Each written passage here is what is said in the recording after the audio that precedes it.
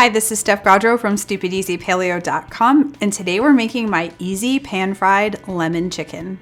Well, you can't get much simpler in terms of a nice whack of lean protein than a chicken breast.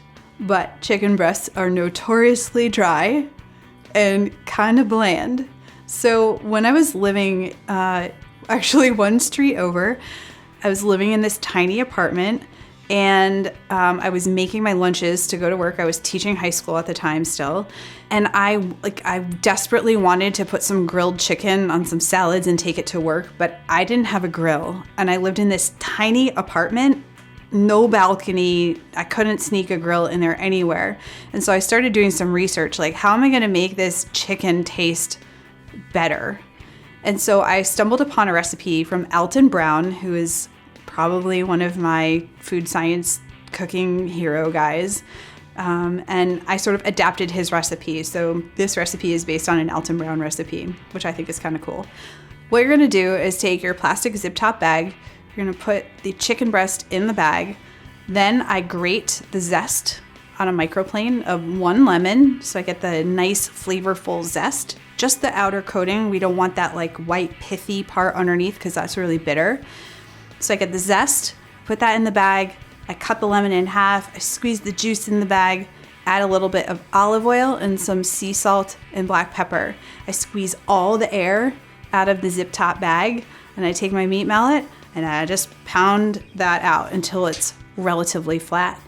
From there, I let it sit in the refrigerator for about 30 minutes if you can. That's just gonna allow the lemon juice to tenderize the chicken a little bit.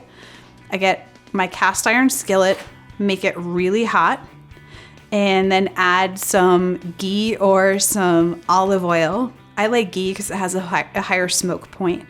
And then I'm gonna sear one side for about, 3 or 4 minutes. When that's looking nice and golden, I flip it over, I sear the rest, and then I take it off the skillet and let it rest. And now this is the key. You wanna let the chicken rest for 5 to 10 minutes so that the juices reabsorb into the meat. And that way, when you slice it, you don't end up with like a big puddle of juiciness on your plate and then the chicken's super dry. So then once that's ready, you can either eat it right away or go ahead and refrigerate it for your lunches later in the week, or you can even freeze this for later. I like to garnish it with some fresh parsley and a little bit of extra lemon zest just for a kick. But you can plate this with pretty much anything you want. You can add it to a salad, you can toss it into some soup, serve it with some sauteed veggies and maybe some sweet potato, and you've got really a complete meal. This chicken recipe is high protein and it's super filling. You're gonna love it as an addition to your lunches and dinners for the week. For that recipe and more just like it, head over to StupidEasyPaleo.com.